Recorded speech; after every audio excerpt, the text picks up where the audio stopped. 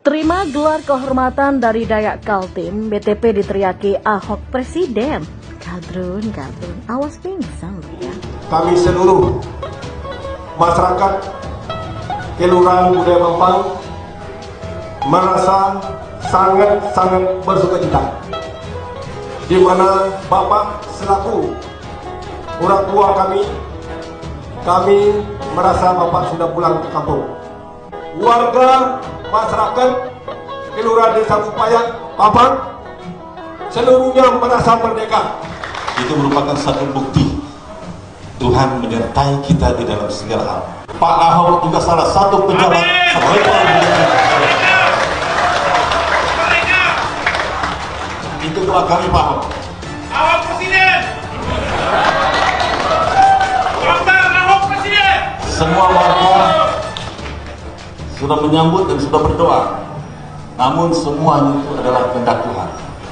Terima kasih. Selama ini saya tahu banyak Bapak Ibu mendoakan saya. Amin.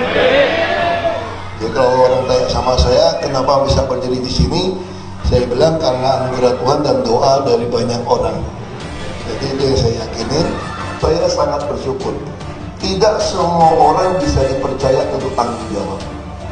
Dan hari ini bagi saya merasa senang, cita-cita bangga dengan istri saya.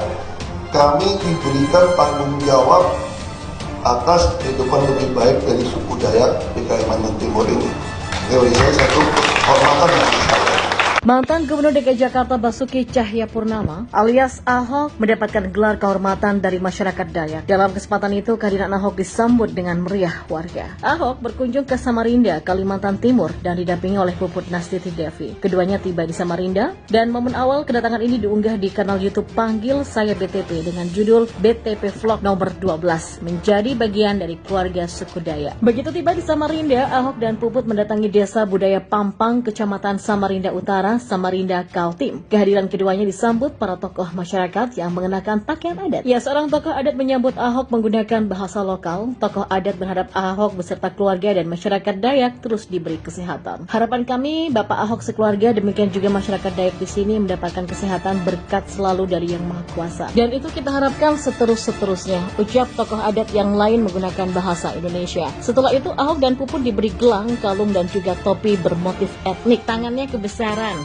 kata Ahok sambil tertawa ketika tangannya dipasangi gelang. Dan selanjutnya Ahok dan Puput berpindah ke sebuah ruangan. Di sana masyarakat kembali menyambut keduanya. Tarian adat ditampilkan di awal acara. Dan salah seorang tokoh adat dalam sambutannya mengatakan para orang tua di Desa Pampang banyak yang ingin bertemu dengan Ahok. Masyarakat Pampang juga senang atas kehadiran Ahok. Jadi pada hari ini warga Kelurahan Pampang seluruhnya merasa merdeka karena Bapak pada hari ini Tuhan telah mengirimkan Bapak untuk bertemu dengan warga masyarakat. Jadi dengan semua kesempatan ini, semua penyakit sudah hilang, maka kami percaya semangat kepercayaan untuk membangun bangsa kita. Kami percaya Bapak Ahok tetap berjuang untuk bangsa kita, kata tokoh tersebut. Dan di sela-sela pidato terdengar teriakan Ahok Presiden. Terdengar ada 2 kali teriakan tersebut. Dan saat warga meneriakan Ahok Presiden, tak lama kemudian terdengar tepuk tangan dari hadirin. Ya, dalam keterangan video yang diunggahnya, Ahok mengucapkan terima kasih kepada masyarakat Dayak di Kalimantan Timur. Dia mengatakan kebudayaan Indonesia mesti dilestarikan. Terima kasih kepada suku Dayak di Kalimantan Timur, khususnya di Desa Adat Pampang, sudah mempercayai saya sebagai bagian dari keluarga besar keluarga suku Dayak. Keanekaragaman budaya di Indonesia ini jelas harus tetap dilestarikan dan memperkokoh kesatuan NKRI. Dan diberitakan sebelumnya pada Sabtu pagi, Ahok juga mendapatkan penghargaan dari masyarakat Persekutuan Adat Dayak Kalimantan Timur yang memberi penghargaan. Selain warga kehormatan, Ahok juga diberi gelar Asang Lalu yang berarti tokoh muda, teguh, perkasa, dan pemberani. Dan tidak hanya Ahok, Dewan Adat Dayak Kaltim juga memberikan gelar untuk Puput dengan gelar Idang Bulan yang artinya cahaya purnama. Proses pemberian gelar berlangsung sangat sederhana oleh para tokoh adat Dayak Kalimantan Timur di Hotel Mesra Internasional dan disaksikan sejumlah tokoh Dayak seperti Ketua PDKT Syahri Jaang yang juga Wali Kota Samarinda. Lebih lanjut dalam sambutannya, Ahok mengatakan gelar itu merupakan tanggung jawab yang cukup besar.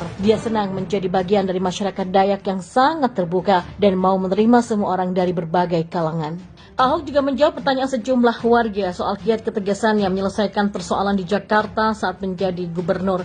Ahok mengatakan para pemimpin harus melayani masyarakat, bukan meminta dilayani. Sementara itu, Ketua Persekutuan Dayak Kaltim Syahri Jaang mengatakan kehadiran Ahok di kota Samarinda diharapkan mampu menjadi jembatan yang menghubungkan warga Dayak dengan para pengambil kebijakan di pusat.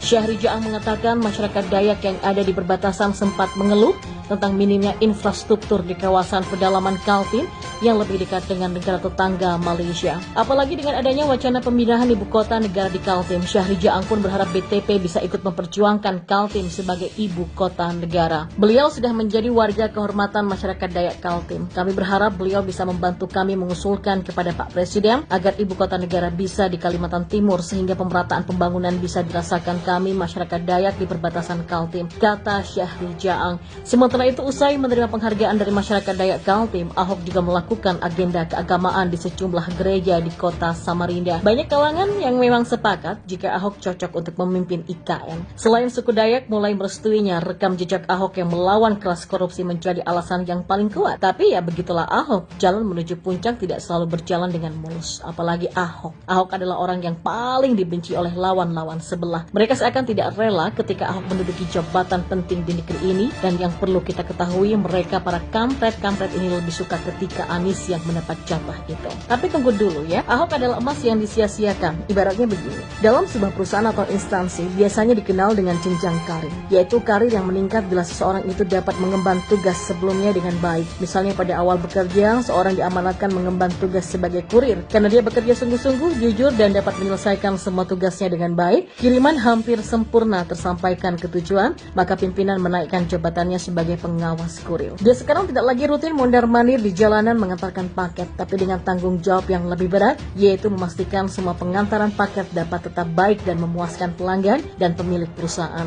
Dan itu pun mampu dilakukannya, maka pimpinan mengangkatnya lagi menjadi kepala divisi ekspedisi. Begitupun yang sering terjadi di instansi. Misalnya di pemerintahan, seorang Ignatius Jonan contohnya pernah dipercaya mengemban tugas sebagai Direktur Utama PT Kereta Api Indonesia pada tahun 2009. Karena dianggap mampu mengemban tugas dengan cemerlang, dia diangkat kembali menjadi Menteri Perhubungan Indonesia pada tahun 2014. Dan tidak berhenti sampai di situ, pada tahun 2016 pun dia dipercaya kembali sebagai Menteri ESDM. Dan saya yakin dalam waktu dekat dia juga akan diberikan amanah terbaru atas kecemerlangannya mengemban tugas-tugas sebelumnya. Tidak jauh berbeda dengan Ahok. Berawal dari Bupati Belitung Timur pada tahun 2005. Karena rakyatnya merasakan kepuasan atas kinerjanya pada tahun 2009, dia berhasil duduk di DPR. Dan tidak berhenti di situ, dia mulai dipercayakan menjadi Wakil Gubernur DKI Jakarta pada tahun 2012 sampai akhirnya menjadi Gubernur DKI pada tahun 2014 karena gubernurnya sendiri Jokowi maju ke Pilpres. Cuma segitu? Tidak. Setelah menyelesaikan kasus hukumnya yang diduga dipaksakan oleh sekelompok orang ini, dia lalu dipilih menjadi Komisaris Utama Pertamina pada tahun 2019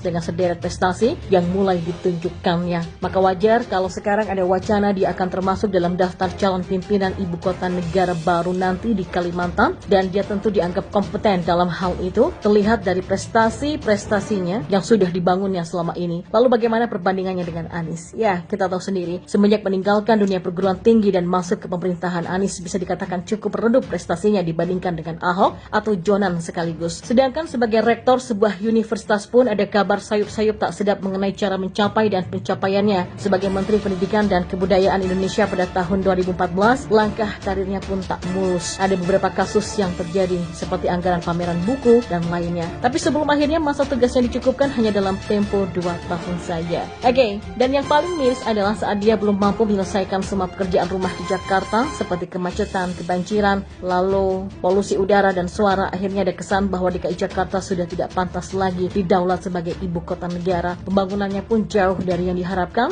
perkembangannya malah menuju titik yang paling rendah dari sebuah kota, apalagi bila disebut dengan ibu kota. Wacana pun berhembus dan akhirnya diputuskan jika Jakarta sudah selesai tugasnya sebagai ibu kota Negara, lalu akan dipindah ke Kalimantan. Disinilah kunci jenjang karir sesungguhnya. Bila seandainya Anies dianggap mampu mengelola Jakarta yang notabene adalah masih ibu kota negara pada saat ini, tentu dia pun akan didaulat, paling tidak masuk dalam wacana sebagai pemimpin baru nanti di ibu kota negara yang baru. Namun ternyata Ahok yang masuk dalam wacana bersama dengan calon lainnya. Artinya Ahok dianggap mampu untuk mengelola Jakarta sebagai ibu kota pada masa jabatannya dulu. Maka dia pun dipilih sebagai salah satu yang dianggap mampu untuk mengelola IKN baru nantinya. Sederhana, sebenarnya melihat nama produk yang berhasil dan mana produk yang gagal. Salah satu indikatornya adalah seperti uraian yang tadi. Tapi jangan salah, Anies juga bisa meningkat jenjang karirnya nanti menjadi presiden ke 2024 loh ya. Ya sudah, kita aminkan saja.